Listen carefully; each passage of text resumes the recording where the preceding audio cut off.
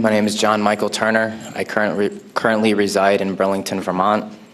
I served with Kilo Company, 3rd Battalion, 8th Marines as an automatic machine gunner. There's a term, once a Marine, always a Marine, but there's also the term, eat the apple, F the core.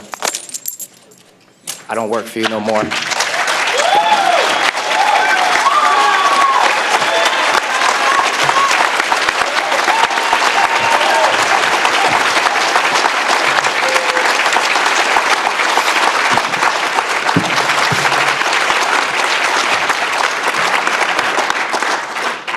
I served 3 deployments with Kilo Company, 3rd Battalion, 8th Marines, one of which was in Haiti. The other 2 were in Iraq, in between Fallujah and Abu Ghraib the first time, and in downtown Ramadi at the Government Center the second time. I do have some video footage and pictures that I'll be sharing with you. The videos that I do have, there are swear words in there, so those that are live feeding this, you might need to turn the volume down. Could we please play the first video?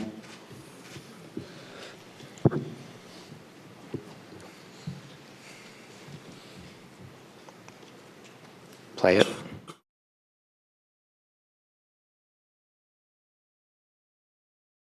The video needs to get played, please.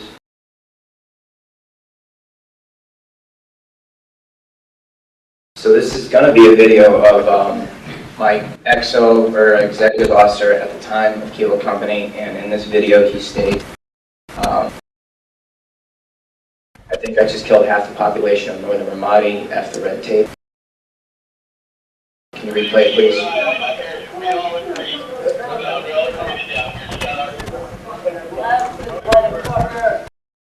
Can you please replay the video? Please turn up the volume.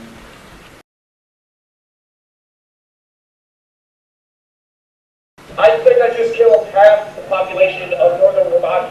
Fuck the red tape. That doesn't fucking matter. Can you please go to the next video?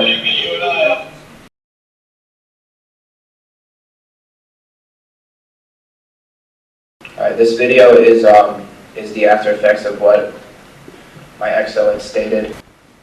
We had gone into a 2-hour-long firefight, and it was over for quite some time, but he still felt the need to go ahead and drop a 500-pound laser-guided missile on it, and this is the after effects of it. Drink fucking coffee when you come back. Take a fucking bath.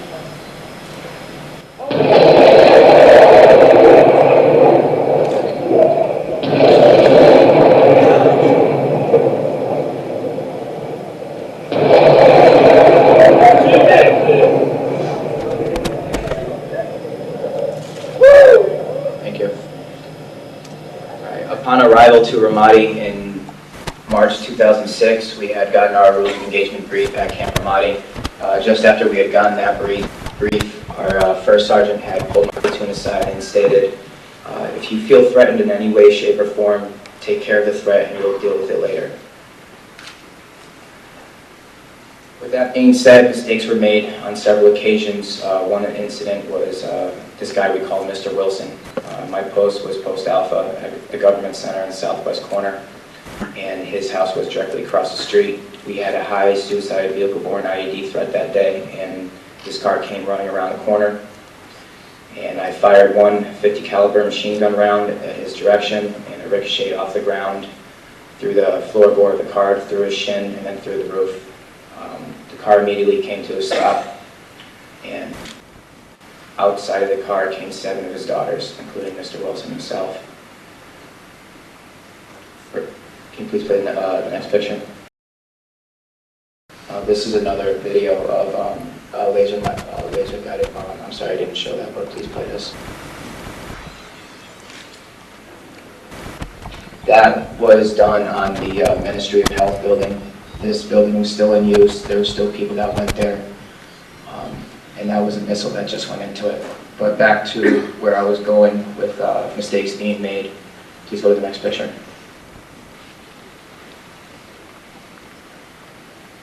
That is the sight, looking down the sight of a 50 caliber machine gun. For those of you who don't know, the round is about 6 inches long and the projectile is about 1.5 inches long. There are many different types of rounds. The one that was shot at Mr. Wilson was a slap round, which has a polyurethane base and a titanium tip. When the projectile exits from the barrel of the 50 caliber machine gun, it spreads open like that. So it'll go into your body, leaving a hole about 4 inches and exit, leaving you with nothing. This will bring me to my next point. When mistakes were made, we carry drop weapons. Please go to the next picture.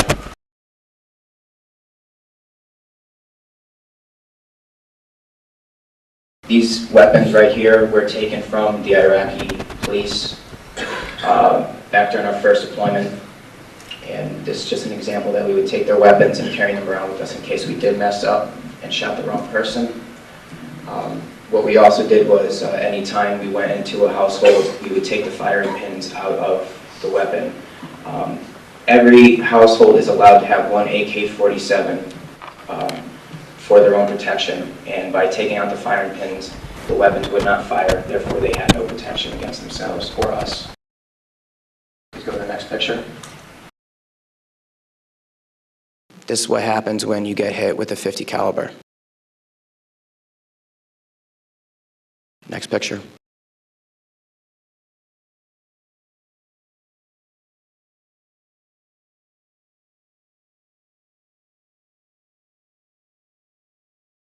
For those of you who don't know, that is brains. That was not my kill, that was one of my friends. But that did happen on my deployment to Iraq. And afterwards, it just goes to show you that after the mistakes that we did made, we had no respect for their bodies afterwards. Please go to the next picture.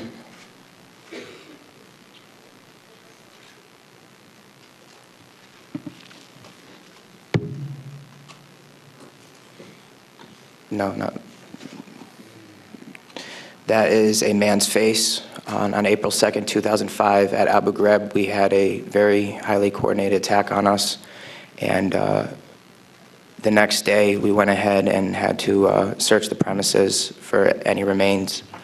And obviously that face, or that part of the face, was found and put on top of a Kevlar so a picture could be taken of it. Next picture, please.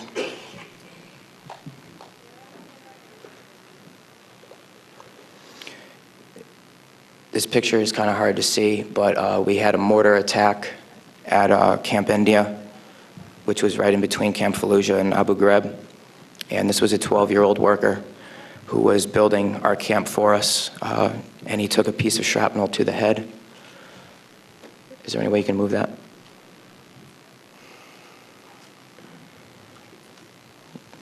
Okay. Next image, please.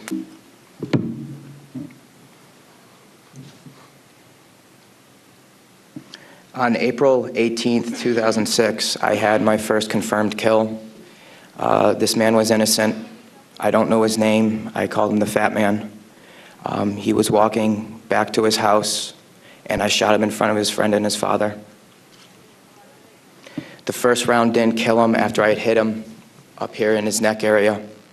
And afterwards, he started screaming and looked right into my eyes.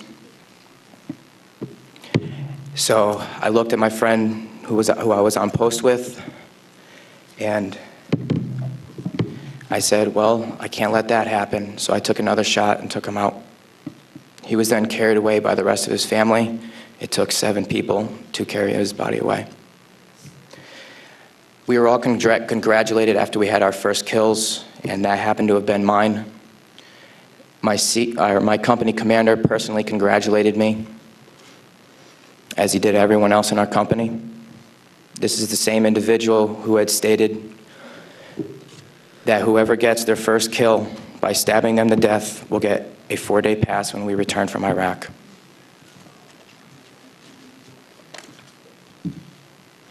There was one incident where we got into a firefight just south of the government center, about 2,000 meters. We had no idea where the fire was coming from, and the way our rules of engagement were, pinpoint where the fire is coming from and throw a rocket at it.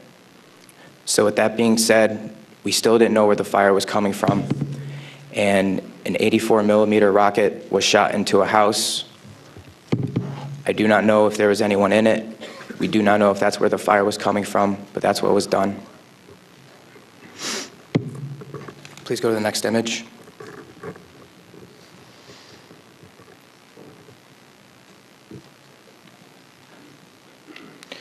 This man right here was my third confirmed kill. As you can see, he was riding his bicycle. Later on in the day, we went ahead and we had CBS Laura Logan with us, but she was with the other squad. And so she wasn't with us. So myself and 2 other people went ahead and took out some individuals because we were excited about the firefight we had just gotten into, and we didn't have a cameraman or woman with us.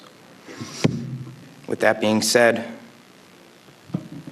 anytime we did have embedded reporters with us, our actions would change drastically. We never acted the same. We were always on key with everything, did everything by the books. Please go to the next image. No, there's one after. Well, the man on the bicycle, he was left in the street for about 10 minutes until we realized that we needed to leave where we were. And his body was dragged about 10 feet to the right of him, where his body was thrown behind a rock wall, and his bicycle was thrown on top of him.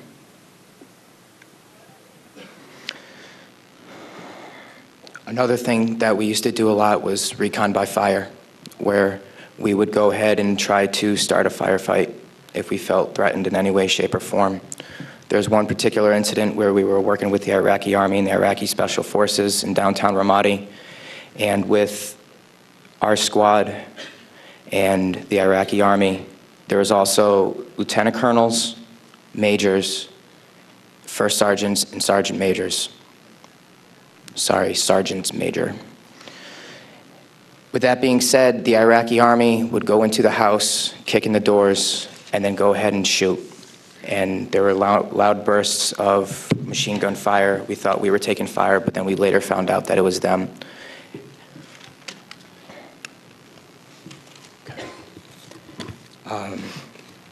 House raids. Because we were a grunt battalion, we were responsible for going on several patrols. A lot of the raids and patrols we did were at the night, around 3 o'clock in the morning, around there. And what we would do is just kick in the doors and terrorize the families. That was an image taken around 3 o'clock in the morning through night vision goggles. And that is the segregation of the women and children and the men. If the men of the household were giving us problems, we'd go ahead and take care of them any way we felt necessary, whether it be choking them or slamming their head against the walls. If you go back to that one picture, that was one man that wasn't taken, that was taken care of in a very bad way.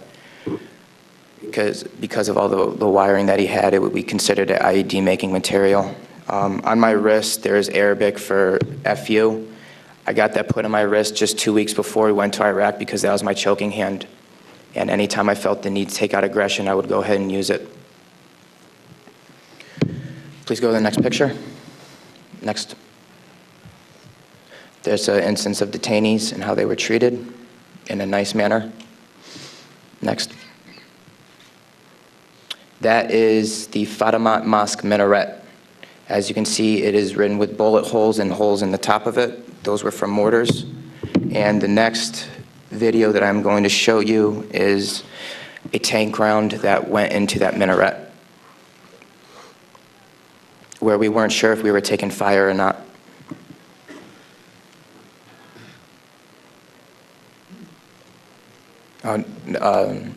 I'll talk about this one. This is after one of the guys in a weapons company had gotten shot. This is a way that we would take out our aggression.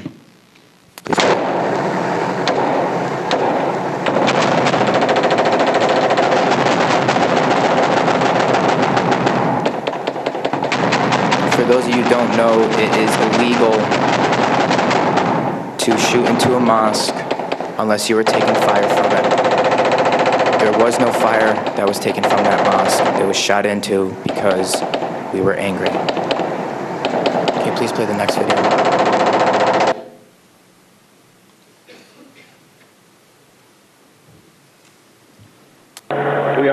ice cream, trying to suppress the blue and white minaret named Banimat al-Zara. Hellraiser, Hellraiser, go ahead and take another tank round at that building over, at that mosque over. Another round, Kilo 2. Oh! Yes! Next image. That, okay.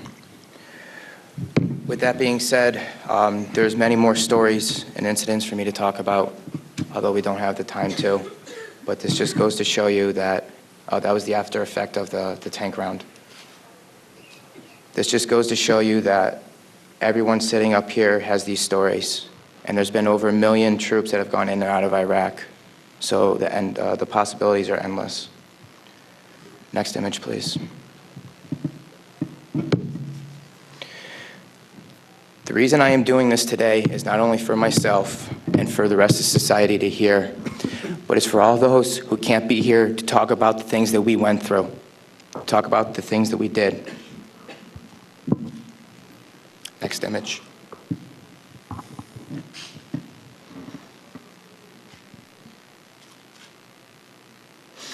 Those 4 crosses and this memorial service were for the 5 guys in Kilo Company, 3rd Battalion, 8th Marines that we lost. Throughout our unit, we had 18 that got killed.